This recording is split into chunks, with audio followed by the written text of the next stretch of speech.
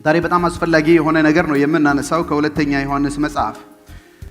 ብዙዎቻችን ምናልባት ድክመት ያለብን መድፈር ማንችለው እኔም ራሴንም ሳይ እናንተንም ራሳችሁ እንድትመለከቱ እናሳስባለን። ይሄ ለፓረንቶች በጣም ይጠቅማል፣ ለፓስተሮች ይጠቅማል፣ ለባሎች ይጠቅማል፣ ለሚስቶች ይጠቅማል፣ በስራ ቦታ ለወንድም ለእህቶችም ይጠቅማል።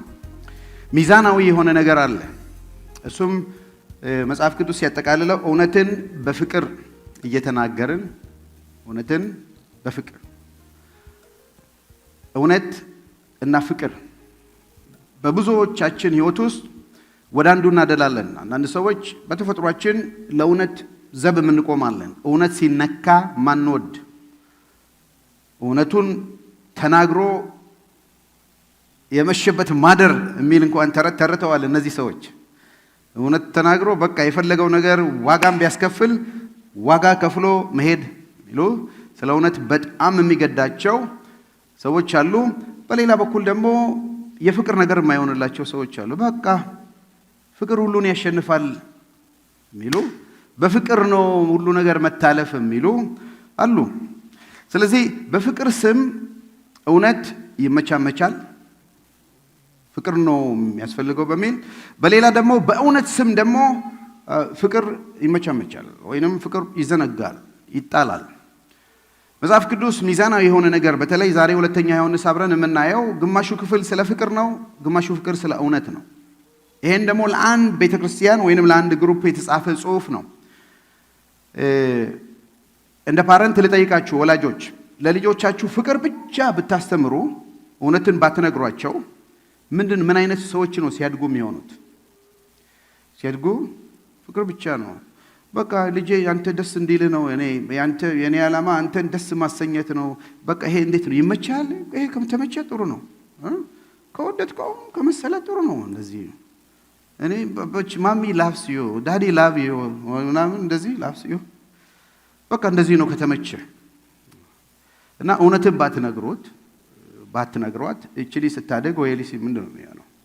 ወይ ደግሞ እውነትን ብቻ አድርጋችሁ ትሩዝም ብቻ እየነገራችሁ ይሄ ነው እውነቱ፣ ይሄ ነው እውነቱ፣ ይሄ ነው፣ ይሄን ካላደረክ እንዲህ ትሆናለህ፣ ይሄን ካልሰራ እንዲህ ትሆናለህ፣ እንደዚህ ካልሆንክ እንዲህ ትሆናለህ ብቻ ብለን ደርድረን ምንም ደግሞ የፍቅር ነገር ሳናሳየው የግብረ ገብ ብቻ አስተማሪ ሆነን የፓረንቲንግ ነገሩ አፌሽኑ ፍቅሩን ባባ ይወድሃል ማማ ትወድሃለች የሚለው ነገር ሳይሰማ ቢያድግ እውነት ብቻ ይዞ ደግሞ ቢያድግ ምን አይነት ሰው ነው የሚሆነው?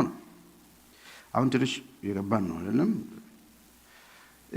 ፓስተሮች ደግሞ እዚህ ቦታ ያሉ መጋቢያዎች ሁሌ መጥተው ከሰኞ እስከ ዓርብ ፍቅር በቃ እግዚአብሔር ይወዳቸዋል፣ ምንም ብትሆኑ ምንም ብታረጉ እግዚአብሔር ያውቃል፣ ድካምህን ያውቃል፣ ድካምሽን ያውቃል እግዚአብሔር በቃ ያውቃል። ለሱ መናገር ነው እንጂ ከዛ በላይ ምን አለ? እግዚአብሔር ይወድሃል ምንም ብትሆን። ወንድሞ እውነትን ብቻ የሚናገሩ ደግሞ ነው እውነቱ ነው ይሄ ነው። ከእግዚአብሔር ጋር የሚጣሉ ይደቃሉ። እውነት ነው አይደለም? እውነት ብቻ ደግሞ በየጊዜው እየመጣ ከሐሰተኞች ምናምን ተጠበቁ ከምናምን ተጠበቁ እውነት እንደዚህ ነው ብቻ በየጊዜው ደግሞ ቢመጣ ምንድነው የሚሰማቸው ማለት ነው? ብዙ አይነት ነገር አለ እንደዚህ። እና እውነት ቃላት ብትፈጥሩልኝ ደስ ይለኛል። እውነት ያለ ፍቅር ምን ይመስላል? እስቲ እሱን እውነት ያለ በፍሩት ይሁን በምን ይሁን በአነጋገርም ይሁን ፈልጉና ብጽፉ ደስ ይለኛል። እውነት ያለ ፍቅር ምንድነው የሚመስላችሁ ለእናንተ የሚመጣላችሁ ስዕል? ፍቅር ደግሞ ያለ እውነት ምንድነው? አንዳንዶች ፈገግ እያላችሁ ነው፣ የሆነ ነገር መጥቶላችኋል፣ በኋላ ሼር ታደርጋላችሁ። በሚዲያ ለሚከተሉ እዚህ ከስሩ ላይ ኮመንት ላይ ምናምን ጻፉ አይደለም? ምን ይመስላል? እዚህ ቤት ያላችሁ እኔን ያዳምጡ ላከፍቱ። ይሄንን እንግዲህ ለማስታረቅ በህይወታችን ውስጥ እንዲሆን አብረን ይሄ ሁለተኛ ዮሐንስ መጽሐፍ እጅግ ጥሩ መጽሐፍ ሆኖ አግኝቼዋለሁ።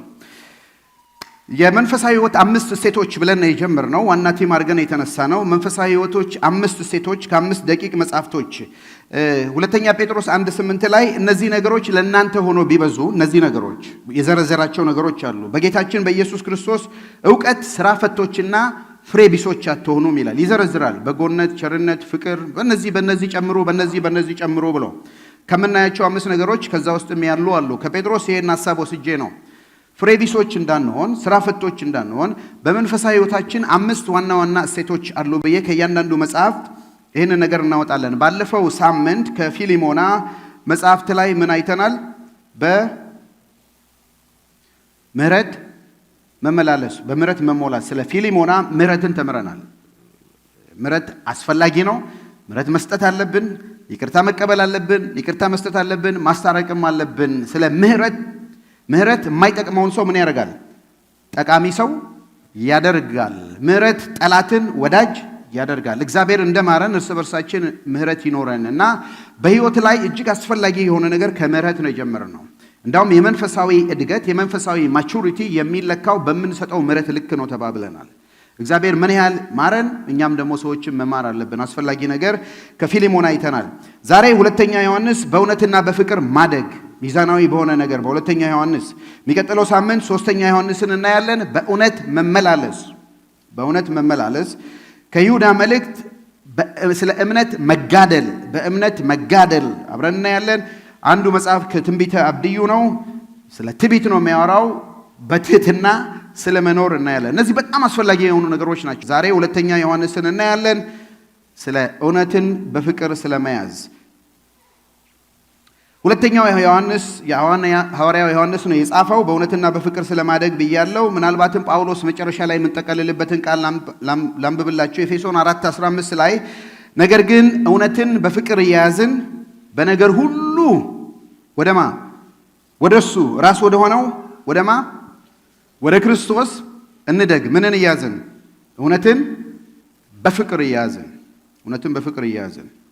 ለሐኪም ምን ያህል ያስፈልጋል ብዬ አስባለሁ። አንድ ሐኪም እውነትን በፍቅር ባይዝ፣ እውነት ብቻ ለእውነት የቆሙ ሐኪሞች አስደንግጧቸው ያቆም። ኢሞሽናል ኢንቴሊጀንስ የተባለ ትምህርት ጀምረዋል። አሁን ኢሞሽናሊ ሰዎች ሜንታሊ ብቻ ሳይሆን ኢንቴሊጀንስ ያለው ኢሞሽናል ኢንቴሊጀንስ ብለው ኢሞሽናል እንዲ አትሊስት ከፔሸንታቸው ጋራ ወይንም ከምንኖረው ሰው ጋራ ትንሽ ስለ ሰው ኢሞሽናል ስለሆነ ነገር እያስተማሩ ነው። ሐኪም ጋር ሄዳችሁ ሁሉን ዳያግኖሲስ አድርጎ አንድ ወር ቢሆን ልትሞቱ የቀራችሁ መጥቶ አም ሶሪ አንድ ወር ነው የቀረህ ቢላችሁ እውነት ነው፣ እውነት አጥንቶ ነው ምንድን ነው እውነት ነው። ግን አንድ ወር ነው የቀረህ ልትሞት ነው ቢላችሁ እውነት ነው። ግን ትንሽ እንዴት ነው ይሄን አንድ ወር ነው የቀረህ በፍቅር እንዴት ነው የሚነገረው? እስኪ እናንተ አስቡ። እንደው በፍቅር እንዴት ነው አንድ ወር የቀረህ ተብሎ የሚነገረው ነው አይደለም? አስቸጋሪ ነው። ኢቭን በባልና በሚስቶች እንኳን መካከል እውነትን ለማውራት ስናስብ አሁን ይሄን ነገር ካልኩት ሰውዬ ሌላ ነገር ነው ብላ የምታስብ ሚስት አለች። ይሄን ነገር ከነገርኳት ደግሞ ምንለው ነገር አለ። በእርግጥ ጊዜና ወቅት እየጠበቅን የምንናገረው ነገር አለ። እንዴት ነው ይሄ ጥሩ ስኪል ይሰጠናል ብዬ አስባለሁ። እውነትን በፍቅር እንዴት ሚዛናዊ እናደርግ በሚለው ማለት ነው። 13 ቁጥር ነው ያለው። በጣም ትንሹ መጽሐፍ፣ ትንሽ ከሚባሉት መጽሐፍ ነው። ሁለተኛ ዮሐንስ ከ1 እስከ 3 ሰላምታ ነው። እንደ ማንኛውም በቀድሞ እንደነበሩ ደብዳቤ፣ በነገራችን ላይ ደብዳቤ ነው፣ ሰላምታ ነው። ከ4 ቁጥር እስከ 11 መልእክቱ ነው፣ ዋና መልእክቱ ነው። ግማሹ ስለ ፍቅር፣ ግማሹ ስለ እውነት ነው የሚያወራው። እንመጣበታለን። የመጨረሻዎቹ 2 ቁጥሮች ስንብት ናቸው እና በእነዚህ በሶስት ነገር ነው ከፍለን የምናየው። መጀመሪያ ሰላምታውን እንይ። እንዲህ ይላል። አዲሱን ትርጉም ነው ማነበው። ቅድም በእንትኑ አንብበናል። ሽማግሌው ጸሐፊው ማለት ነው በእውነት ለምወዳት እኔ ብቻ ሳልሆን እውነትን የሚያውቁ ሁሉ ለሚወዷት ለተመረጠች እመቤትና ለልጆቿ በውስጣችን ከሚኖረው ከኛ ጋር ለዘላለም ከሚሆን እውነት የተነሳ ከእግዚአብሔር አብና የአብ ልጅ ከሆነው ከኢየሱስ ክርስቶስ ጸጋ፣ ምሕረት፣ ሰላም በእውነትና በፍቅር ከኛ ጋር ይሆናሉ። በዚህ ዘመን ደብዳቤ ስንጽፍ መጨረሻ ላይ ነው አይደለም? ሲንሰርሊ ዩርስ ምናምን ብለን ስማችን ምንጽፈው። በድሮ ዘመን ደብዳቤ ሲጻፍ ጸሐፊው መጀመሪያ ነው ስሙ የሚጻፈው እና ይሄ ሰውዬ ጽፏል። ስለ ራሱ ሲናገር ምንድን ነው ያለው? ሽማግሌው፣ ጸሐፊው ሽማግሌው ነው። ማን የቱ ነው ይሄ ሽማግሌ ነው የምትሉት? የቱ ነው ይሄ ሽማግሌ? ሽማግሌ ሲባል ሁለት ነገር ነው። በዚህ ዘመን አሁን ትዝ የሚለን ሽማግሌ ሲባል አንድ የቤተ ክርስቲያን ሽማግሌ ዘሪሁን ለማ እዚህ ጋር አለ ወይ ዳዊት፣ ሚኪ፣ አባይ ሽማግሌዎቹ ዛሬ ቤቱን ሞልተዋል። ሽማግሌ ሲባል እሱ ነው። በቤተ ክርስቲያን ውስጥ ኦፊስ ሆኖ በእድሜ ወጣቶች ሊሆኑ ይችላሉ፣ ግን እንደ ኦፊስ በቤተ ክርስቲያን ተመርጠው ቤተ ክርስቲያንን አገልግሎት የሚያገለግሉ ሽማግሌ ይባላሉ። ይሄኛው ሽማግሌ እንደሱ አይነት ሽማግሌ አይደለም፣ እንደውም ሐዋርያ ነው።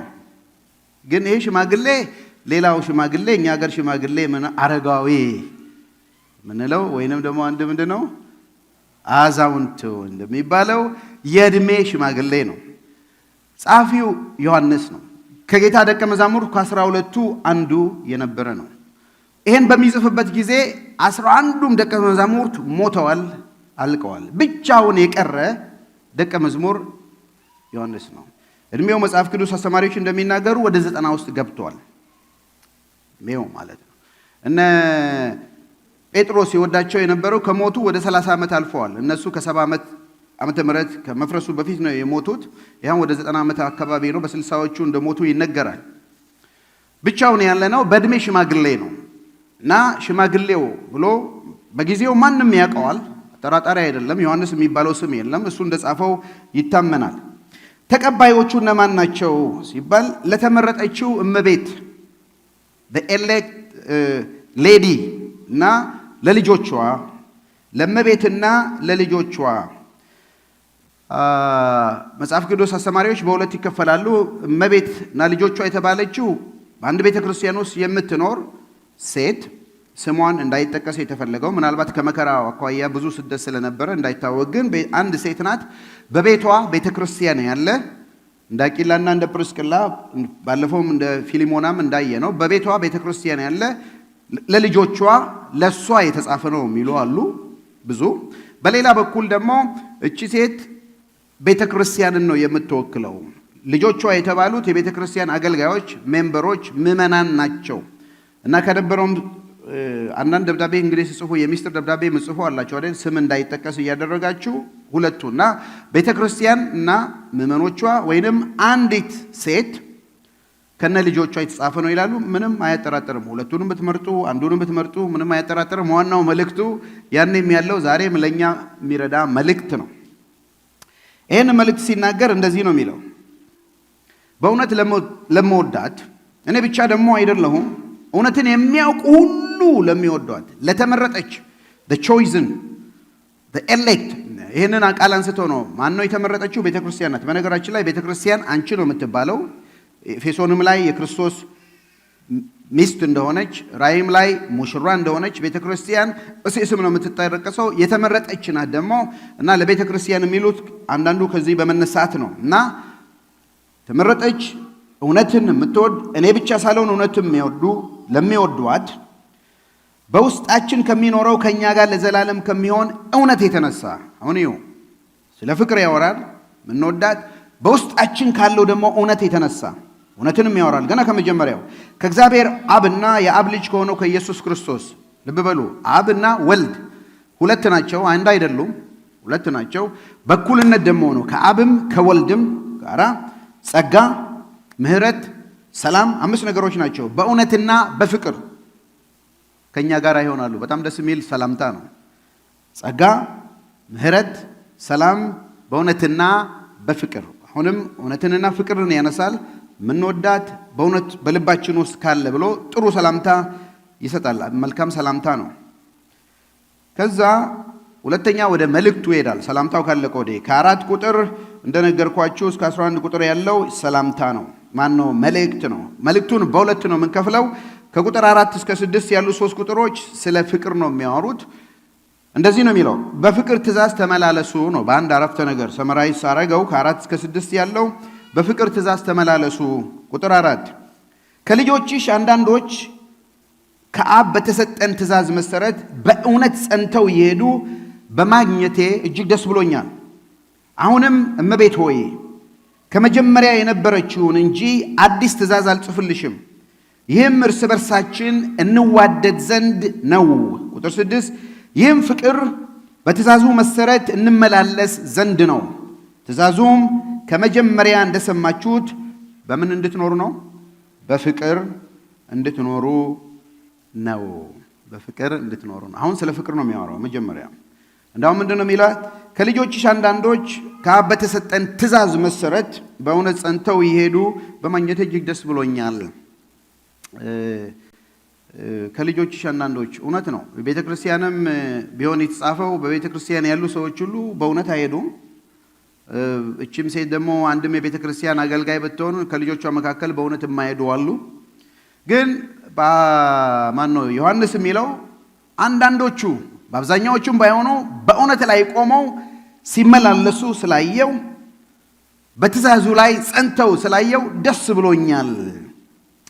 አሁንም ደግሞ ከመጀመሪያ የነበረችውን እንጂ አዲስ ትእዛዝ አልጽፍልሽም። አሁን አልጽፍም። ምጽፈው ትእዛዝ ከመጀመሪያ የነበረው ነው። ከመጀመሪያ የነበረው ምንድነው? ትእዛዝ ይኸውም እርስ በርሳችን ምን እናድርግ? እንዋደድ ዘንድ ነው። ይህም ደግሞ ፍቅር በትእዛዙ መሰረት እንመላለስ ዘንድ ነው። ትእዛዙ ምንድነው? እርስ በርሳችሁ ተዋደዱ ነው። ይህን ትእዛዝ የሰጠው ማን ነው? ኢየሱስ ክርስቶስ ነው። ዮሐንስ 13:34 ላይ ምንድነው ያላቸው? አዲስ ትእዛዝ ሰጣችኋለሁ፣ ይኸውም እርስ በርሳችሁ እንድትዋደዱ ነው። እንግዲህ እኔ እንደወደድኳችሁ እናንተ ደግሞ እርስ በርሳችሁ ትዋደዱ ዘንድ ነው። እርስ በርሳችሁ ብትዋደዱ ሰዎች ሁሉ የኔ ደቀ መዛሙርት እንደሆናችሁ በዚህ ያውቃሉ። ምንድነው ይሄ? በፍቅር እኔ እንደወደድኳችሁ እርስ በርሳችሁ ብትዋደዱ። አዲስ ትእዛዝ ነው ዛሬ የምሰጣችሁ። ይሄ አዲስ ትእዛዝ በነገራችን ላይ ዘጸአት ላይ ይህን ትእዛዝ የሰጠው ሲና ተራራ ሆኖ እሱ ነው። እግዚአብሔር ወልድ ነው። የዘፍጥረቱ አምላክ ነው። አስርቱን ትእዛዝ ሰጥቷቸዋል። አሁን አዲስ ትእዛዝ ነው የምሰጣችሁ። ይሄ አዲሱ ትእዛዝ እነዚህ አስርቱን ትእዛዝ ሁሉ የሚጠቀልል ነው። እርስ በርሳችሁ ተዋደዱ። እንዳውም ለአንድ አስተማሪ ሲናገር አምላክህ እግዚአብሔር በፍጹም ልብህ፣ በፍጹም ኃይልህ፣ በፍጹም ነፍስህ ውደድ፣ ባልንጀራህን ደግሞ እንደራስህ ውደድ፣ ከዚህ የሚበልጥ ሌላ ሕግ የለም ብሎ የጠቀለለው ነው። ጌታ አዲስ ትእዛዝ ነው የምሰጣችሁ። አሁን የምሰጣችሁ ትእዛዝ የፍቅር ትእዛዝ ነው። እርስ በርሳችሁ እንድትዋደዱ ነው። እርስ በርሳችሁ ደግሞ ስትዋደዱ የኔ ደቀ መዝሙር መሆናችሁ መለያችሁ እሱ ነው። በአንዳንድ መስሪያ ቤት የምትሰሩ ዩኒፎርም ትለብሳላችሁ አይደለም? ወደ ስራ ሲገቡ ማለት ነው። እና ያ ዩኒፎርም ላይ የተደረገው የመስሪያ ቤቱ ወይንም የካምፓኒው ስም ይጻፋል። የዛ ሰራተኛ እንደሆናችሁ ኢምፕሎይ እንደሆናችሁ አውቶራይዝ የሚያደርጋችሁ ነው። ከስተመርም ሲመጣ እንድትነጋገሩ በፍጹም ነፃነት እንዲያናገር ነው። ወክላችሁ ነው መስሪያ ቤቱን ማለት ነው። እና ጌታ ለደቀ መዛሙርቱ ያለበሳቸው ልብስ ዩኒፎርም ላይ ፍቅር የሚል ነው። ፍቅር ነው፣ መለያው ፍቅር ነው። በእግዚአብሔር ካምፓኒ ውስጥ በጌታ ኢየሱስ ክርስቶስ ድርጅት ውስጥ በሱ ውስጥ ስንሰራ የምንለብሰው ልብስ ፍቅር ነው። መለያችን ፍቅር ነው። በዚህ ደግሞ ሰዎች ያውቋችኋል። የኔ ደቀ መዛሙርት መሆናችሁ፣ የኔ ኤጀንት መሆናችሁ በዚህ ያውቋችኋል። ፍቅር ነው ብሎ ነው የሰጠው። እና ዮሐንስ ለዚህ ቤተ ክርስቲያን ሲጽፍ ወይንም ለዚህ ቤተሰብ ሲጽፍ አዲስ ትእዛዝ አልሰጣችሁም፣ የምሰጣችሁ ትእዛዝ ቀድሞ የነበረው ነው። ማ የሰጠው? ጌታ ኢየሱስ ክርስቶስ የሰጠው ትእዛዝ። እሱን እንድታረጉ አሳስባችኋለሁ ነው የሚለው። እሱን እንድታረጉ፣ ይኸውም ፍቅር በትእዛዙ መሰረት እንመላለስ ዘንድ ነው። ትእዛዙም ከመጀመሪያ እንደሰማችሁት በፍቅር እንድትኖሩ ነው። እና ዮሐንስ ለነዚህ ቅዱሳን የሚነግራቸው በፍቅር ትእዛዝ ምን አድርጉ? ተመላለሱ ብሎ ከ4 እስከ 6 ስለ ፍቅር ይናገራል። ታዲያ እውነተኛ ፍቅር ደግሞ ምን ይመስላል ስትሉ ከቁጥር 7 ይጀምራል። ከቁጥር 7 እስከ 11 ከእውነት እንዳትስቱ ተጠንቀቁ፣ በፍቅር ስም እንዳትስቱ፣ እውነትን ኮምፕሮማይዝ እንዳታረጉ። ከ7 ኢየሱስ ክርስቶስ በሥጋ እንደመጣ የማያምኑ ብዙ ሐሰቶች ወደ ዓለም ወጥተዋል። እንዲህ ያለ ማንኛውም ሰው አታላይና የክርስቶስ ተቃዋሚ ነው። እናንተም የደከማችሁበትን ዋጋ እንዳታጡ፣ ነገር ግን ሙሉ ሽልማት እንድትቀበሉ ለራሳችሁ ምን አድርጉ? አይሰማም። ለራሳችሁ ምን አድርጉ? ተጠንቀቁ። በክርስቶስ ትምህርት የማይኖርና ከትምህርቱ የሚወጣ ሁሉ አምላክ የለውም። በክርስቶስ ትምህርት የሚኖር ግን አብም ወልድም አለው። ማንም ወደ እናንተ ቢመጣ ይህንን ትምህርት ባያመጣ በቤታችሁ አትቀበሉት፣ ሰላምም አትበሉት። የሚቀበለው ሰው የክፉ ስራው ተባባሪ ይሆናልና። አቤት ይህን ጥቅስ አንብበው በአገር ቤት ብዙ ሰዎች እነ ጆባ ዊትነስ እነ ኦንሊ ጂሰስ እነ ምናዚህም ሀገር እነ ሞርሞናው መጥቶ በር ሲያንኳኩ ታዩና ሞርሞናው ሲሉ ቤታችሁ እንዳትቀበሉ ሰላማችሁ ግጥም አድርጋችሁ ይህንን የዘጋችሁ አላችሁ። ምን ማለት ነው? ኦኬ ምን ማለት ነው? ይሄንን ዮሐንስ ስለ ፍቅር አስተምሯል። እንዳውም እንደ ዮሐንስ ፍቅር ያስተማረ ሰው የለም። እግዚአብሔር ፍቅር ነው ብሎ እንዳውም እግዚአብሔርን ዲፋይን ያደረገው ማን ነው? ዮሐንስ ነው። እንዳውም ኢየሱስ ከሁሉ ይልቅ የወደው የነበረው ደቀ መዛሙርት የተባለው ማን ነው? ዮሐንስ ነው። ከኢየሱስ ጋር ሶስቱም በጣም ይቀርቡ ነበር። ከሶስቱ ደግሞ አንዱ ወደ ደረቱ ጠጋ ብሎ በሚሞትበት ጊዜ እንኳን የነበረው ማን ነው?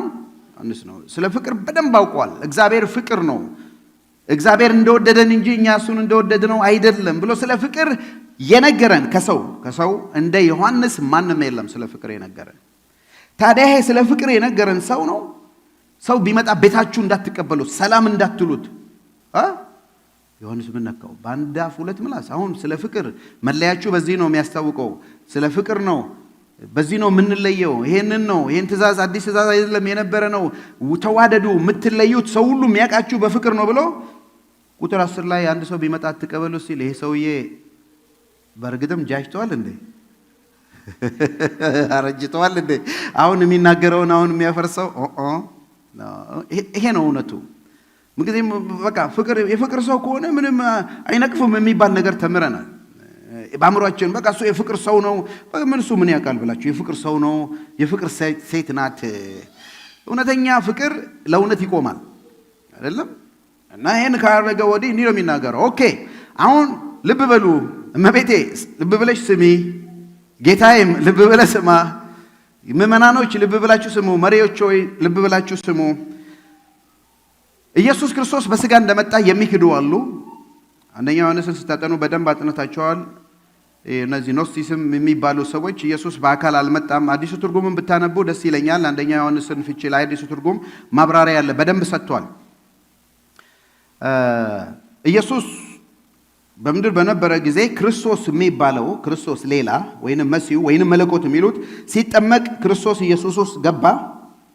በኋላ ሊሞት ሲል ከመሞቱ ደግሞ መስቀል ላይ ከመውጣቱ በፊት ክርስቶስ ከኢየሱስ ወጥቶ ሄደ።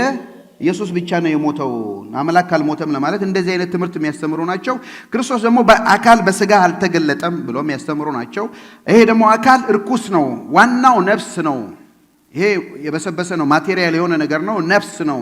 እና ይሄ የበሰበሰው ነገር ምንም ነገር ቢያደርግ ምንም ነገር ቢሰራ ኃጢአትን ቢሰራ ምንም አይደለም ወይ ነፍስ ነው የሚል ነገር ትምህርት አለ። አንደኛ ዮሐንስ መግቢያውን አንብቡ መጽሐፍ ቅዱስ ላይ። እሱ ጋር ጊዜ ላጠፋ አልፈልግም። ግን እዚህ ኢየሱስ ክርስቶስ በስጋ እንደመጣ የማያምኑ አሳቾች አሉ። ኢየሱስ በስጋ አልተገለጠም ብለው የሚያስተምሩ አሉ። እንዲህ አይነቱ ሰው ማንኛውም ሰው አታላይና እንደውም የክርስቶስ ተቃዋሚ አንቲክራይስት ስፒሪት ያለው ነው፣ ተቃዋሚ ነው። ኢየሱስ ክርስቶስ በስጋ ተገልጧል። ስለዚህ ነው አንደኛ ዮሐንስ ስለ ሕይወት ቃል የነበረውን አይኖቻችን ያዩትን እጆቻችን የዳሰሱትን አብረን የበላ ነው የጠጣ ነው ይሄን እናወራላችኋለን። አይተናዋል፣ ዳሰናዋል፣ ጨብጠናዋል። ጌታ ኢየሱስ በአካል ተገልጧል። እኛ ደቀ መዛሙርት ነበርን፣ ከሱ ጋር ኖረናል ብሎ ነው የሚናገረው። ግን ገና 60 ዓመት በኋላ ማለት ነው፣ ገና 100 ዓመት ይሄ በሚጻፍበት ጊዜ ወደ 90 ዓመተ ምህረት አካባቢ ነው። እንግዲህ ገና 100 ዓመት እንኳን ሳይሞላ ኢየሱስ ክርስቶስ በስጋ አልመጣም እያሉ ይናገሩ ነበር። እናንተም የደከማችሁበትን ዋጋ እንዳታጡ፣ ነገር ግን ሙሉ ሽልማት እንድታገኙ ለራሳችሁ ተጠንቀቁ። ብዙ መስዋዕትነት ከፍላችኋል፣ ብዙ ዋጋ ከፍላችኋል፣ ብዙ በስደት አልፏችኋል። አሁን እነዚህ አሳቾች መጥተው የከፈላችሁበትን ዋጋ መስዋዕት የከፈላችሁበትን ነገር አስተው ከሽልማት እንዳያጎሏችሁ ተጠንቀቁ። ወደ ቤታችሁ መጥተዋል እና በክርስቶስ ትምህርት የማይኖር ከትምህርት የሚወጣ ሁሉ አምላክ የለውም። በክርስቶስ ትምህርት የሚኖር ግን አብም ወልድም አሉት። ማንም ወደ እናንተ ቢመጣ ልብ በሉ፣ ይህንን ትምህርት ባያመጣ፣ ኢየሱስ ክርስቶስ በስጋ እንደተገለጠ ባያመጣ፣ አምላክ እንደሆነ ባያመጣ፣ ወልድ እንደሆነ ባያመጣ፣ ከአብ እኩል እንደሆነ ባያመጣ አትቀበሉት፣ ሰላምም አትበሉት። የሚቀበለው ሰው ከክፉ ስራ ተባባሪ ይሆናል። ምን ማለት ነው? ኢየሱስ ክርስቶስ ሞቶ ከተነሳ ትዝ ይላቸው። ኢየሱስ ክርስቶስ እንኳን ሲልካቸው ብዙ ነገር ይዛችሁ አትሄዱ፣ ለምትገቡበት ቤት ሰላም ለእናንተ ይሁን፣ ከተቀበሏችሁ እዛ ቆዩ፣ ከዛ ወደሚቀጥለው ከተማ ሂዱ ብለዋል። እና ኢየሱስ ክርስቶስ ሞቶ ከተነሳም በኋላ ሐዋርያት ከከተማ ወደ ከተማ ሲዞሩ የሚቀበሏቸው ቅዱሳን ናቸው። እንደ ዛሬ ጊዜ ቤተክርስቲያን ትልቅ ቦታ እንደዚህ ሰርተው ቸርች አይደለም፣ ሁሉ ቅዱሳን በቤታቸው ነበር ቤተ ክርስቲያን ያለው። ስለዚህ ሐዋርያት ሲወጡ፣ አገልጋዮች ሲወጡ ሄደው የሚያርፉት ማጋ ነው? ቅዱሳን ቤት ነው። በስደት ዘመን ደግሞ የነበራቸው የምስክር ናቸው። እኛም አሁን በስደት ዘመኑ ብዙ ጊዜ ስንሄድ ሆቴል የሌለበት ቤት በየከተማው በየገጠሩ ስንሄድ አገልጋዮች ቤት ነው የሚያሳድሩን ማለት ነው። ምናድረው የነበረው አሁንም ዘመን አለ በአንዳንድ ቦታ እና ለነዚህ ቤት ለቤት ላሉ ቤተክርስቲያን ወይንም ለዚህች እህት በቤተክርስቲያን ለምትመራው ማንም ወደ ቤታችሁ ሲመጣ ልብ በሉ። የሚያመጣው መልእክት እኛ ሐዋርያት የሰበክነው ኢየሱስ ያስተማረው ትምህርት ካልሆነ ሌላ ትምህርት ካመጣ አትቀበሉት። ሆስት ያደርጋሉ፣ ያሳድሯቸዋል። እንዳውም ዲዳኬ የሚባል የቤተክርስቲያን የጥንት ቤተክርስቲያን እንደዚህ እየዞሩ እግዚአብሔር ልኮናል እያሉ ሐዋርያ ነን ነብይ ነን እያሉ ቤት ሲበዘብዙ ስለነበረ በጥንት የነበረች ቤተክርስቲያን አንድ ዶክመንት ጽፈዋል። ምን ይላሉ? በጌታ ስም የመጣ ሰው ቤታችሁ ከተቀበላችሁት በኋላ 3 ቀን ካደረ በኋላ ከ3 ቀን በላይ ካደረ ትክክለኛ ሐዋርያ አይደለም። የምታውቁት ይሄ ነው። ከ3 ቀን በላይ ካደረ አስወጡት፣ ከእግዚአብሔር የመጣ አይደለም ብሎ ጽፈዋል። እነሱ ለራሳቸው በምንሄድበት ከተማ ከ3 ቀን በላይ አናድርም ብለው ተጻጽፈዋል። የውስጥ መረጃ ማለት ነው። እና ደግሞ መጥተው ማለት ነው እና መጥቶ እኔ ሐዋርያ ነኝ ብሎ እመቤቴን እስቲ እናስባት። አሁን ሀብታም ልትሆን ትችላለች ሴት ከሆነች፣ ልጆችም አሏት። ፊሊሞናን እንዳየነው ቤት ስመጣ አንተ ጋር እርፋለሁ እንዳለው አዘጋጅልኝ እንዳለው ቢመጣ ጌታ የላከን ነው ብለው መጥተው ትንሽ 2 ቀን እንዳደሩ ጥሩ ምግብ ሲበሉ ይተነብያሉ የሚል ነገር አንብባቸዋል። እና አስተናግደው በሰላም ካረጓቸው በኋላ ተነስቶ ቢተነብይ ማለት አይደለም የሆነ ነገር ምናምን ቢል አትቀበሉት። የሚያስተምረውን ትምህርት አትደግፉት። ይሄን ሰው ስትደግፉት አገልግሎቱን ነው የምትደግፉት። በክፉ ስራው ተባባሪ ነው የምትሆኑት። ፋይናንሻሊ ሰፖርት አታርጉት። በቤታችሁ ሞስት አታርጉት።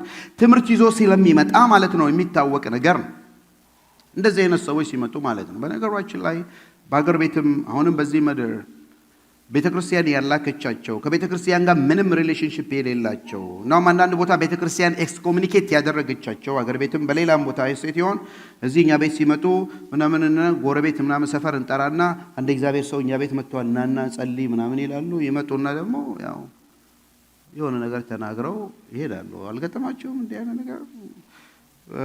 አንድ በነበርንበት ከተማ ኤሌ አካባቢ የተፈጠረ ነገር አለ። አንድ ሰው እንደዚህ ከሌላ ቦታ መጥቶ ሰዎችን ሰብስበው ትንቢት ተናግሮ አንዲት ትንቢቱን ተቀብላ የማየውን ሰው አግብታ ልጅ ወልዳ ብዙ ጭንቀት ውስጥ የደረሰች አለች። ብዙ ዲቴል አላወራም በሚዲያ ላይ ስለሆነ ማለት ነው። አለ በየዘመናቱ አሉ። ድሮም ዘመን ነበር እና ዮሐንስ የሚለው ምንድነው? እነዚህ አይነት ሰዎችን አትቀበሏቸው፣ ለእውነት የቆሙ አይደሉም። ምንም ያህል የፍቅር ሰዎች ብንሆን ደንቆሮች አንሆንም። አእምሮ አለን፣ ለእውነት ነው። ሞኝ እንኳን ብንሆን ለእውነት ነው። ብንታተልንም ለእውነት ነው። እነዚህ አይነት ሰዎች አትደግፏቸው፣ ፋይናንሻሊ ስፖንሰር አታርጓቸው። ለምንድን ነው ዛሬ አሁን የሐሰት አስተማሪዎች፣ የሐሰት ነቢያት፣ የሐሰት ሐዋርያት በጣም እየተስፋፉ ያሉት? እኮ በቤተ ክርስቲያን ያሉ ምዕመናን ሰፖርት እያደረጓቸው ነው። ፋይናንሻሊ ሰፖርት እያደረጓቸው። አንዳንዶች እንዳውም እግዚአብሔር ይቅር ይበላቸው ለሚኖሩበት አጥቢያ ቤተክርስቲያን አስራታቸውን መስጠት ትተው ሩቅ ላለ ነቢያት፣ ሩቅ ላለ ሐዋርያት፣ ሩቅ ላለ በስልክ ለሚጸልዩላቸው ገንዘብ እየላኩ ነው። እነሱ ደግሞ እዛ ላለው ቤተክርስቲያን ሰሚሲቭ ሳይሆኑ ብቻቸውን ቁጭ ብለው በኩለ ሌሊት እየደወሉ በኩለ ሌሊት እያደረጉ እየተናገሩ ነው።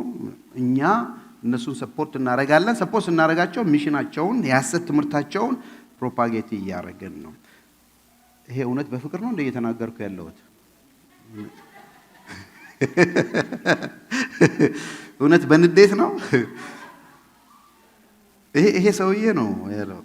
ይሄ ሐዋርያ ነው ያለው። ቶኑ ተቀይሯል እኮ።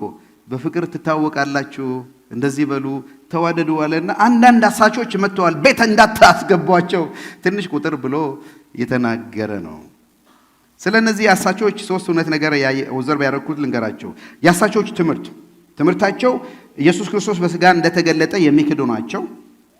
የክርስቶስ ተቃዋሚ ናቸው። ትምህርታቸው ስሙ፣ ትምህርታቸው ክህደት ነው። ኢየሱስ ክርስቶስ በስጋ መገለጡን ይክዳሉ። ኑሯቸው በክርስቶስ ትምህርት የማይኖሩ ናቸው። በክርስቶስ ትምህርት ለማይኖር ሰው አምላክም የለውም። በክርስቶስ ኢየሱስ ባስተማረው ትምህርት የሚኖሩ አይደሉም። የራሳቸው ትምህርት አላቸው። ትምህርታቸው ይክዳሉ።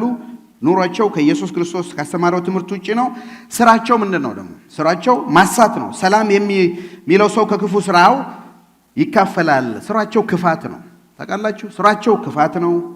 ትምህርታቸው ክደት ነው። ኑሯቸው ደግሞ በክርስቶስ ትምህርት የማይኖሩ ናቸው። እነዚህ ሰዎች ናቸው። እነዚህን ሰዎች አትቀበሏቸው። እንዳውም ማስጠንቀቂያ ይሰጣል። ቁጥር 8 እናንተም የደከማችሁበትን ዋጋ እንዳታጡ፣ ነገር ግን ሙሉ ሽልማት ለራሳችሁ ምን አድርጉ? ተጠንቀቁ። ለራሳችሁ ተጠንቀቁ። ቅድም እርስ በርሳችሁ ተጣበቁ፣ በፍቅር ተጣበቁ። አሁን ለራሳችሁ ተጠንቀቁ። እነዚህን ሰዎች በቤታችሁ አትቀበሉ። ኦኬ፣ ዛሬ ሞርሞን መጥቶ ቢያንኳኳ ወይንም ጆሆባ ዊትነስ መጥቶ ቢያንኳኳ እንቀበላቸዋለን ማለት እነሱ ተቀብለን አሳድረን ቀልበን ምናምን አይደለም እንወጣው። እናወራቸዋለን። ትራክት ከሰጡን እንወስዳለን። ስለ ጌታም እናወራለን። ትልቅ ኦፖርቹኒቲ ነው። አትቀበሏቸው ማለት እንዴ ዘመዶቻችንስ ቢሆኑ ወንድምቶቻችን፣ ባልና ሚስቶቻችን ቢሆኑ እንደዚህ ብለን እናወጣቸዋለን? አናወጣቸውም። እና እዚህ ላይ አትቀበሏቸው፣ ሰፖርት አትርጓቸው የተባለ ተልከው የወጡ ሐዋርያ ነኝ ባይ፣ ነቢያት ነኝ ባይ፣ መምህር ነኝ ባዮች በዚህ ስራቸውን አድርገው በየሰፈሩ የመጡ የሚያደርጉትን ሰዎች ነው ሆስት አታርጓቸው። በሌላ አነጋገር መድረካችሁን አትስጡ ማለት ነው። መድረካችሁን አትስጡ። እንደ ቤተክርስቲያን አሁን ስናወራ እነዚህን ሰዎች የሐሰት አስተማሪዎችን እዚህ ኢንቫይት አድርገናቸው እዚህ መድረክ ላይ ስናቆማቸው እቺን ቤተክርስቲያን ትረስት የሚያደርጉ ለምእመኖቻችን አሳልፈን ነው የምንሰጣቸው። ስለዚህ በጣም ሰሌክቲቭ ነን እኛ በቤተክርስቲያናችን ምን እንደሚያስተምሩ ማን እንደሆኑ ኑሯቸውን፣ ትምህርታቸውን ማጣራት አለብን እንጂ የመጣው ሰው ሁሉ እንካ መድረክ አይባልም። ቤታችንም የቅዱሳን ቤት ነው። አገልጋዮች ናችሁ። አካውንታቢሊቲያችሁ ለዚህ ቤተ ክርስቲያን ነው፣ ለመሪዎች ነው። ቤታችሁስ የሚመጣ ሰው የእግዚአብሔርን ቃል ከፍታለሁ አስተምራለሁ ብሎ ሌላ ነገር ከተናገረ ኃላፊነት አለባችሁ። እናንተ ኃላፊነት አለባችሁ። የምታውቋቸው ከሆነ ሪኮመንዴሽን ያላቸው የቅዱሳን ነገር ያላቸው ከሆነ እንደሱ ታደርጋላችሁ። ትናንትና ወደ ቢሮ ሲገባ ጤኑ ማክሰኞ አንድ ሰው ደውሎ ፈረንጅ ነው ያናግራል ብላ ትላንት ስልክ ሰጠችኝ። ሳወራው እግዚአብሔር ጠርቶኛል አለ። ፈረንጅ ነው፣ እዚህ ነዋሪ ነው። አፍሪካ ሀገር አንድ 10 ሀገር ምናምን ሄጃለሁ። አሁን ዚስ ታይም 4 ሀገር ሄዳለሁ። አንዱ ኢትዮጵያ ነው እና ኢትዮጵያ ውስጥ የሆነ ዲላ ከሚባል ቦታ ቡሌ የሚባል ሀገር አለ። እዛው እግዚአብሔር አሳይቶኛል። እዛ ሄጄ ልጸልይ ነው አንድ 10 ቀን አለ። ኦኬ ጥሩ ነው። በኋላ እሺ የት ነው ያለኸው? የት ነው የምታመልከው? ምን አይነት እምነት ነው ያለ?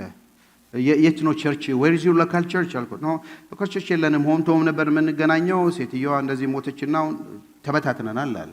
ኦኬ እሺ ምንድነው ግን እምነት? ካቶሊክ ቸርች ነው? ፕሮቴስታንት ቸርች ነው? ኮፕቲክ ቸርች ነው? ወር ምንድነው?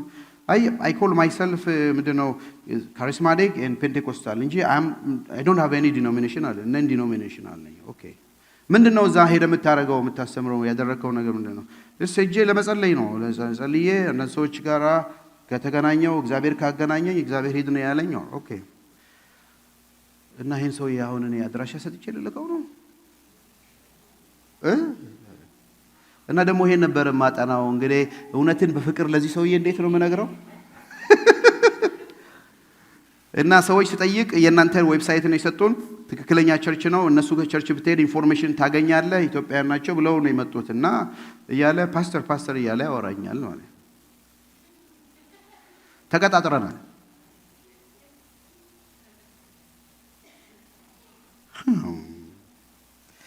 ማንም ወደ እናንተ ቢመጣ ይህንን ትምህርት ባያመጣ በቤታችሁ አትቀበሉት፣ ሰላምም አትበሉት። የሚቀበለው ሰው ከክፉ ስራው ጋር ተባባሪ ይሆናል። ልብ በሉ፣ ማንም ነው ያሉት። ዮሐንስም ያለው ማንም ቢሆን ይህ ቃል ትዝ ይላችኋል። 3 ነገር ቶሎ ብዬ ላሳያችሁ። ማንም ሐዋርያ ነኝ ባይ ቢሆን ገላትያ 1:8 ላይ የጳውሎስ ቋንቋ እዩ።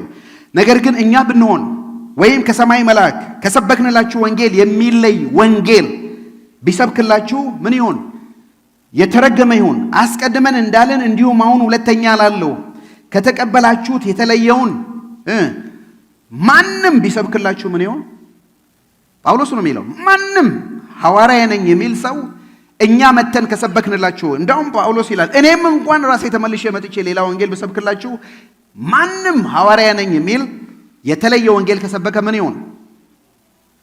ራራችሁላቸው። ምን ነው እናንተ? ዮሐንስ ላራራው፣ ጳውሎስ ላራራው፣ እናንተ የፍቅር ሰዎች ናችሁ። ለካ የፍቅር ሰው ይራራልሽ።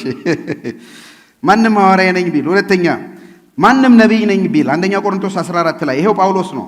ምን ነው እግዚአብሔር ቃል የወጣው ከእናንተ ነውን ወይስ ወደ እናንተ ብቻ ደርሷልን? ማንም ነቢይ ወይም መንፈሳዊ የሆነ ቢመስለው ይህች የጻፍኩለት የጌታ ትእዛዝ እንደሆነች ይወቅ። ማንም የማያውቅ ቢኖር ግን አይወቅ። ማንም ነቢይ ነኝ ደግሞ ቢል ይሄ የጻፍኩት የእግዚአብሔር ቃል እንደሆነ ያልተቀበለ ከሆነ አይወቅ። ማይቀበል ከሆነ ነቢይ ነኝ የሚል ከሆነ ይሄው መለያው የእግዚአብሔር ቃል። ማንም ሐዋርያ ነኝ ቢል፣ ማንም ነቢይ ነኝ ቢል፣ ሶስተኛውን ደግሞ ይኸው ማንም መምህር ነኝ ባይ ቢሆን፣ አስተማሪ ነኝ ቢል አንደኛ ጢሞቴዎስ 6:3 እነዚህን አስተምርና ምክር። ማንም ልዩ ትምህርት የሚያስተምር ከጌታችን ከኢየሱስ ክርስቶስ በሆነው ጤናማ ቃል እግዚአብሔርን ለመምሰል በሚስማማ ትምህርት የማይጠጋ ቢሆን በትዕቢት ተነፍቷል፣ አንዳችም አያውቅም። ነገር ግን ምርመራን፣ በቃል መዋጋትን እንደ በሽተኛ ይናፍቃል። ከነዚህ ቅናት፣ ክርክር፣ ስድብ፣ ክፉ ሐሳብ፣ እርስ በርስ መናደድ ይወጣሉ።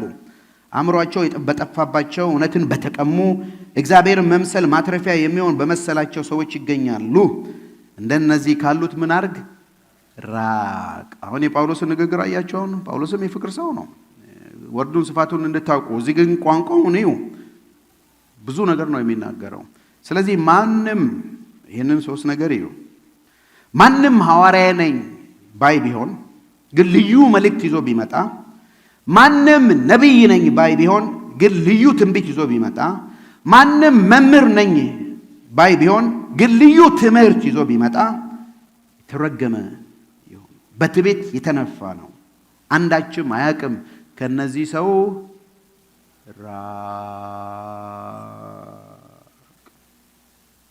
መራቅ ነው የሚሻለው። አይደለም? መራቅ ነው የሚሻለው። ይህን ካለ ወዲህ መደምደሚያውን ነው። መልእክቱን 2 ስለ ፍቅር ስለ እውነት ተናገር። መደምደሚያው 12 እና 13 እንድጽፍላችሁ የምፈልገው ብዙ ነገር ሳለኝ በወረቀትና በቀለም ልጽፍ አልወድም። ዳሩ ግን ደስታችሁ ፍጹም እንዲሆን ወደ እናንተ ልመጣ አፍ ለአፍ ልናገራችሁ ተስፋ አደርጋለሁ። የተመረጠችው የእህትሽ ልጆች ሰላምታ ያቀርቡልሻል። መጀመሪያ የተጻፈው ለማርታ ነው ይላሉ አንዳንድ ትራዲሽን። እመቤቴ ተብሎ የተጻፈላት ማርታ ናት። ማርታና በቤቷ ላሉ ልጆቿ ነው ይላሉ። ስለዚህ የተመረጠችው የእህትሽ ልጆች ደግሞ ሰላምታ ያቀርቡልሻል ከተባለ የማርታ እህት ማን ናት? ማርያም ናት። የማርያም ልጆች ይላሉ። ያልተጻፈ ነው እንግዲህ። ስም ካልተጻፈ እንደዚህ ይደረጋል ማለት ነው። እንድጽፍላችሁ የምፈልገው ብዙ ነገር አለ። ዮሐንስ ቅድም እንመጣበታለን ያልኩት በወረቀትና በቀለም ግን ልጽፈው አልፈልግም። ዳሩ ግን ደስታችሁ ፍጹም እንዲሆን ፊት ለፊት። ዋው! ይሄ ለኮቪድ ጊዜ እንዴት አስፈላጊ ነው! አሁን ላንነበት ጊዜ አይደለም? በዛን ዘመን ብዙ ልጽፍ እችላለሁ፣ ቀለም ምናምን፣ ግን እሱን አይደለም የምፈልገው። አሁን ይሄ በቃ የምፈልገውን ቁም ነገር ተናግሬ ያለው፣ ግን መጥቼ አፍ ለአፍ ከእናንተ ጋር ፊት ለፊት መነጋገር ደስታዬ ፍጹም እንዲሆን እና ይሄ ደስታችን አሁን ፍጹም የሚሆነው እውነቱን ለመናገር እዚህ ቤት ያለን አሁን ደስታችን ፍጹም ነው፣ እንታያለን። ቤት ካላችሁት ይልቅ እዚህ ያለነው ደስታችን ፍጹም ነው አይደለም? የእናንተ ትንሽ እና መጥቼ ላያችሁ ወዳለሁ፣ ላነጋግራችሁ ፊት ለፊት ነው እንጆይ የማደርገው። ህብረት ይሄ ነው ወገኖች። ህብረት መገናኘት ነው፣ መነካካት ነው፣ መደጋገፍ ነው አይደለም? መተቃቀፍ ነው። ሲጸለይም እንኳን በእጆች በመጫን ለሽምግልና ለአገልግሎትም ስናድግ ማለት ነው ወገኖች። ሆይ እንደ መተያየት የመሰለ ህብረት የለም። በዙም ህብረት ይደረጋል፣ ይቻላል። ችግር ካለ በቴሌግራም ይቻላል። አብሮ መጠጣት መብላት ይቻላል። በቀደም ዙም ሚቲንግ ነበረ እነዚህ በናሽናል ደረጃ እና ብሬክ አውት ሴሽን ሆነና እንግዲህ አሁን ቲ ብሬክ ነው ተባለ። ሻይና ዳቦን ጠጣ፣ ቲ ብሬክ ነው ተባለ። የት ነው ቲ ብሬክ የምናደርገው? ሁሉም እያንዳንዱ በራሱ ምናምን ነው አይደለም ወገኖች? ወይ በጣም ህብረት ጌታ የሰጠን ነው፣ በደሙ የዋጀን ነው፣ የፍቅራችንም መገለጫ ነው። እርስ በርስ አብረን ስንሆን አብሮ በላ ጌታ አይደለም? ከእናንተም ጋር እበላለሁ አለ። በቤት ለቤት ህብረት አብረው ይበሉ፣ በጥሩ ልብ ይመገቡ፣ ደስ እያላቸው እንጆ ያደርጉ ነበር። ሐዋርያት ሥራ 2 እና 4 ስታዩ ማለት ነው። እና አብሬ ልመጣ ወዳለሁ ከእናንተ ጋር ፊት ለፊት ነው እና ሰላም ይሉሻል ብሎ ጨረሰ። ታዲያ ምን ይሁን እንግዲህ? ምን እናድርግ? 2 ነገር ነው አፕሊኬሽኑ። ጥሩ መልእክት ነው፣ ጥሩ ነገር ነው። አንደኛ በእምነት ጸንተን እንቁም። ከእምነት ልጀምርና በፍቅር እጨርሳለሁ። በእምነት ጸንተን እንቁም። እንዳውም ኤፌሶን 6 ጳውሎስ እንዲህ ይላል፣ በቀረውስ በጌታና በኃይሉ ችሎት የበረታችሁ ሁኑ። ስለዚህ በክፉ ቀን ለመቃወም ሁሉ ፈጽማችሁ ለመቆም እንድችሉ የእግዚአብሔርን ዕቃ ጦር ሁሉ አንሱ። እንግዲህ ወገባችሁን በምን በእውነት ታጥቃችሁ የጽድቅ ጸሩር ለብሳችሁ በሰላም ወንጌል በመዘጋጀት እግሮቻችሁ ተጫምተው ምን ሆኑ ቁሙ። በእውነት ላይ እንቁም። በእውነት ላይ እንቁም ወገኖች ሆይ እውነትን ኮምፕሮማይዝ አድርገን አይደለም። እውነት ናት። ልትሸጥ ልትደበቅ የማትችል እውነት ናት። የስ እውነት ያማል። you can't handle the truth የሚል አንድ ሙቪ በጣም ይታወቃል። አይታችሁ ከሆነ truth I want the truth ይባል you cannot handle the truth yes እውነት አንዳንዴ ልንቋቋመው አንችልም። ግን እውነት ነው። ብንደብቃትም ትወጣለች። ስለዚህ አብረን ያለን እንደ ፓረንት ስንነሳ እንደተናገርኩት ለልጆቻችን እውነትን እንንገር፣ በፍቅር እንንገር። ባሎች ለሚስቶቻችን እውነቱን እንንገር። ሚስቶች ለባሎቻችን እውነቱን እንንገር። ያማል፣ ምናልባት ላይቀበሉት ይችላሉ፣ ግን በፍቅር እንናገር። እውነቱ ይሄ ነው። ደግሞ አስፈላጊ እኔ ያልነገርኩ ማን ይነግርሃል ብሎ በትትና ማለት ነው። እኔ ያልነገርኩሽ ማን ይነግርሻል አይደለም። እርስ በርስ ደግሞ እውነተኛ ወዳጆች ከሆነን፣ እውነተኛ ጓደኞች ከሆነን፣ ሪል ፍሬንድ ከሆነን እውነትን በፍቅር መናገር አለብን። እውነትን በፍቅር መናገር አለብን። ከረጀስ እንሆን። የሱ ዋጋ ያስከፍላል። ግን ዓላማው መጀመሪያ ሪሌሽንሺፕ በደንብ ቢውል ከተደረገ በፍቅር እንናገራለን። አንተ ትናገራለህ ወይ ነው የምትሉኝ? አንዳንዴ እግዚአብሔር የረዳኝ ቀን እናገራለሁ። እንደ ፓስተር ስናገር ሰዎች ይደነግጣሉ፣ ይደነብራሉ። አረ ከነገርከው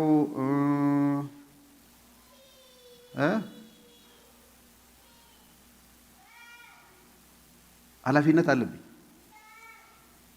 አንድ ሰው እየሄደ ገደል ላይ አሁን ቢደርስ ወደዚህ ይሄ በመንገድ ያስኬደኛል ሲል ገደል እንደሚገባ እያወቃችሁ አይ በፍቅር ማየት ጥሩ ነው በቃ ይውደቅ ወር እውነቱን ደግሞ ነገርን ወደዛ ሄድ ብንለው ማለት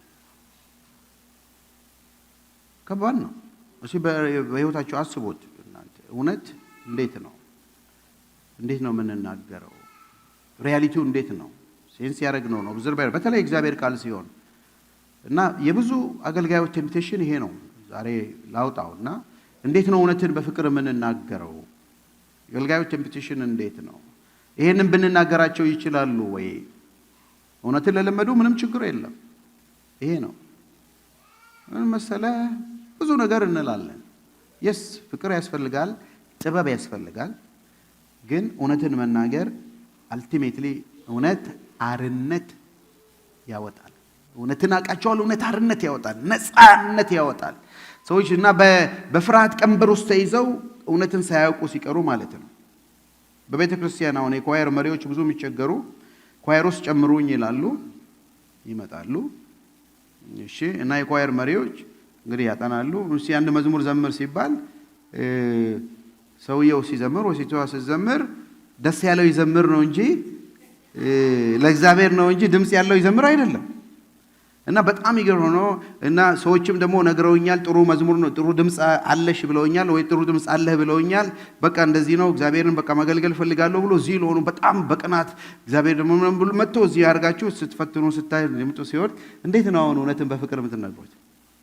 እና ለመሪዎች ለእናንተ ማለት ከባድ ነው አይደለም? አውቃለሁ የኛ ጓደኛ የሆነ እንዲህ ፈትነውት አይ አንተ ድምጽ የለህም ይህ ሲሉት ተናዶ ተሰባብሮ ወጥቶ ለጓደኛው ሲነግረው ጓደኛው የኳየሩ መሪ እሱ ራሱ እንዳንተ አይዘምርም፣ እንዳንተ አይነት ድምጽ የለውም፣ እሱ ነው የሚያባርር፣ ቆይ እኔ አገኘዋለሁ ምናምን ብሎ በቃ የስጋና የእንትን ነገር አንስተው ነበር። አሁን ልጁ ከረጅም ጊዜ በኋላ ነው ድምጽ እንደሌለው ያወቀው። በጣም እኮ እግዚአብሔር ይርዳን መቼስ አይደለም። የሆነውን ማወቅ ትልቅ ነገር ነው፣ ግን ያልሆነውን ማወቅ ደግሞ በጣም ጥሩ ነገር ነው። የሚገርማችሁ በፍቅር ታንጸን እንመላለስ። በእውነት እንቁም፣ ጸንተን እንቁም፣ በፍቅር ታንጸን እንመላለስ። እዛው ኤፌሶን ላይ እንግዲህ እንደተወደዱ ልጆች እግዚአብሔርን ምሰሉ፣ ክርስቶስ እንደወደደን ራሱ ስለኛ መልካም መዓዛ ያለው መባና መስዋዕት አድርጎ ለእግዚአብሔር እንደሰጠ እናንተም በፍቅር ምን አድርጉ? ተመላለሱ። በእውነት ጸንታችሁ ቁሙ፣ በፍቅር ተመላለሱ። በፍቅር እንመላለስ። ግን በፍቅር ስንመላለስ የቆምንበትን እውነት ደርምሰን አይደለም፣ በእውነት ላይ እንቆማለን። በፍቅር እንመላለሳለን። እውነትን ኮምፕሮማይዝ ካረግን በፍቅር መመላለሳችን የሚያድን አይደለም ወገኖች ሆይ። ፍቅርና እውነትን ሚዛናዊ እንድናደርግ ሁለተኛ ዮሐንስ ያስተምረናል። ጌታ እንዲህ ብለዋል፣ አብ እንደወደደኝ ሁሉ እኔም ወድጃቸዋለሁ። በምን ኑሩ? በፍቅሬ ኑሩ። እኔም የአባቴን ትእዛዝ ጠብቄ በፍቅሩ እንደምኖር እናንተም ትእዛዜን ብትጠብቁ በፍቅሬ ትኖራላችሁ። ትእዛዜን ብትጠብቁ፣ ትእዛዙ ደግሞ እርስ በርሳችሁ ተዋደዱ ነው። በፍቅሬ ኑሩ። ወዶናል። ምን ያህል ወዶናል? እስከ ሞት ድረስ እስኪደርስ ጌታ ወዶናል። በፍቅሩ እንኖራለን። እውነትን ግን ዲና አናደርግም። ኢየሱስ ጴጥሮስን ይወደው ነበር፣ በደንብ ይወደዋል። ከሞተ በኋላ እንደውም ዮና ልጅ ጴጥሮስ ትወደኛለህ? ይወደዋል። ግን እውነቱን አልደበቀውም። ዶሮ ሳይጮህ ሶስቴ ትግዘኛለህ አይደል? ሁለቴ ሳይጮህ ነግሮታል። አንተ የሕያው እግዚአብሔር ልጅ ነህ አለው። ከዛ በኋላ ኢየሱስ ለመሞቱ ሲናገር አይሁንብህ ሲለው አንተ ሰይጣን ከኔ ራቅ ብሎታል። አንተ ሰይጣን። እውነት በፍቅር ነው። ይሄ እውነትን በፍቅር አስተማራቸው። ከእውነት ጋር ኮንፍሮንት እንዲያደርጉ አደረጋቸው።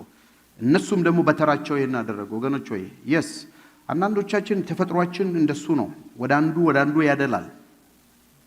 ሁለት አይነት ሰዎችም ያስፈልጋሉ። አሁን ዝም ብዬ አብረን የምናገለግላቸው እዚህም ያለን በተለያየም ቦታ ስናይ ወደ አንዱ የሚያደሉ አሉ።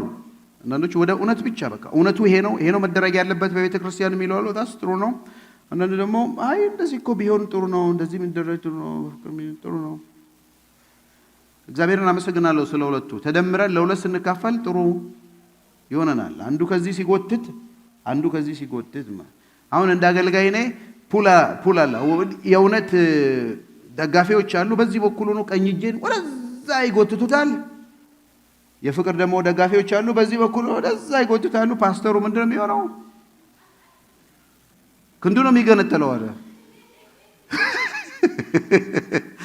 ወይ እሱ ወዳደላበት ነው። ሁለት እኩል ፎርስ ሲጎትቷችሁ መሄድ ወዳሰባችሁበት መሄድ ትችላላችሁ። ትንሽ ወደዚህ ባዘረብር ወደዛ ሄዳለሁ። ወደዚህ መጓተት አለ። ኦኬ ጥሩ ነው፣ እግዚአብሔር ያደረገን። ምክንያቱም ሁላችንም ፍቅር ምናምን ብለን ወደዚህ ብንሄድ ኖሮ በቃ ቤተክርስቲያኑ እንዳልነበረ ይሆናል። ወይንም ነው እውነት ነው ብቻ ብለን ከሆነ ደግሞ እሱም እንዳልነበረ ይሆናል። እንሁን። በየቦታውም ያላችሁ መሪዎችም አሁን በስሞል ግሩፕም ሊደርም ያላችሁ ጥሩ ነው፣ ያስፈልጉናል ሁሉም። ግን ከተቻለ ደግሞ ሚዛናዊ እንሆን፣ ራሳችንም ከእውነት ላይ ሆነን ይሄንን እንድናይ ማለት ዛሬ ለዚህ ነው ቤተክርስቲያን አሁን በሐሰተኛ ነቢያቶች ምድራችንን በሞሉት ላይ የቤተክርስቲያን ሰዎች አይተዋቸው እንትን ከሆነ ይጠፋሉ፣ ቀስ ብለን እንመልከታቸው፣ በቃ እንታገስ። እኛስ ድሮ አጥፍተን አልነበረም? እኛስ ድሮ እንዲያርገን አልነበረም? በቃ እስቲ እንታገሳቸው ነው። እዚህ ጋር ደግሞ እንዴት ነው የሚሆነው? ይሄ ትምህርት እየመጣ እንዴት ነው የምንታገሰው? እና ችግር ነው። እና ቤተክርስቲያን ፖላራይዝ ሆናለች ባለንበት ጊዜ። እና ለዚህ ዘመን ሁለተኛ ዮሐንስ ትልቅ ትምህርት ኖሮት አግኝቻለሁ። ነገር ግን እውነትን በፍቅር እያዝን በነገር ሁሉ ወደ እርሱ ራስ ወደሚሆን ወደ ክርስቶስ እንደግ። ወገኖች ሆይ እውነትን መናገር አስፈሪ ሊሆን ይችላል፣ አስደንጋጭ ሊሆን ይችላል፣ አሳሳቢ ሊሆን ይችላል። ግን ኢንከሬጅ አደርጋቸዋለሁ። እኔም እባካችን ራሴን ጨምሬ ምንም ቢሆን እግዚአብሔር እድል ፈንታ ሰጥቶን በፍቅር ዓላማው ለማነጽ፣ ለመመለስ፣ ለመጥቀም እስከሆነ ድረስ እውነት አርነት ያወጣል። እውነት አርነት ያወጣል። ሚስቶች ሆይ ከባሎቻችሁ ጋር እውነት ተነጋገሩ። ባሎች ሆይ ከሚስቶቻችሁ ጋር እውነት ተነጋገሩ። ወላጆች ሆይ ከልጆቻችሁ ጋር እውነት ተነጋገሩ፣ በፍቅር ይሁን። ግን አገልጋዮች ሆይ መሪዎች ከምዕመን ጋር እውነትን ተነጋገሩ፣ በፍቅር ይሁን። ግን ሁሉ ለማነጽ ይሁን። እንዴት እንደግ? እውነትን በፍቅር እያዝን ወደ ማን? ወደ ክርስቶስ እንደግ። እሱ እውነትን በፍቅር ይዞ ያገለገለ አምላክ ነው። ምሳሌ የሆነልን ጌታ ነው። ወደ እሱ ሁሌ ስንመጣ ይሄንን ያደርጋል። ይህንን የሚያደርግ አምላክ ምሳሌ ትቶልን ሄደ አምላክ ነው። ክብር ለእግዚአብሔር ይሁን። ከሰማነው ነገር ዋናው ቁም ነገር በመንፈሳዊ ሕይወታችን ፍሬያማ ሆነን ሽልማት እንድንቀበል በፍቅርና በእውነት እየተጣበቅን በፍቅር በእውነት እየተጣበቅን ከአሳች ትምህርት ራሳችንን እንጠብቅ። በፍቅር በእውነት አሳድገን ጌታ ሆይ በፍቅር ብሎ ዘማሪው ይዘምረዋል። በእውነት አሳድገን በፍቅር ሚዛናዊ ሆነን ስናድግ በእውነት ብቻ አድገን እዛ ስንቀመጥ ትዕቢተኞችም ልንሆን እንችላለን። ምንም አፌክሽነት የለንም፣ ፍቅር ነገር የለንም፣ ብቻ እንሆናለን። በፍቅር ደግሞ ብቻ ብለን ሰዎችን መረን እናወጣ እንችላለን። ከእውነት ደግሞ ላይ ካልቆሙ ምንድነው ፍቅር? አፍተር ኦል ፍቅር ሁሉ ተወዶ እውነትን ግን ስተው ወደ ገሃነም ወደ ተለያየ ነገር ወደ ርኩሰት ወደ ላይ ቢገቡ ምን ይጠቅማል? ስለዚህ ጸሎቴና ምኞቴ በዚህ ቤት ላለለኛም ዛሬ መልእክት ለምሰሙ እግዚአብሔር በእውነት ያሳድገን፣ በፍቅር ያሳድገን። በእውነትና በፍቅር ስናድግ ሙሉ ጤነኛ ሰውን ወደ ክርስቶስ ኢየሱስ ማቅረብ እንችላለን። አሜን።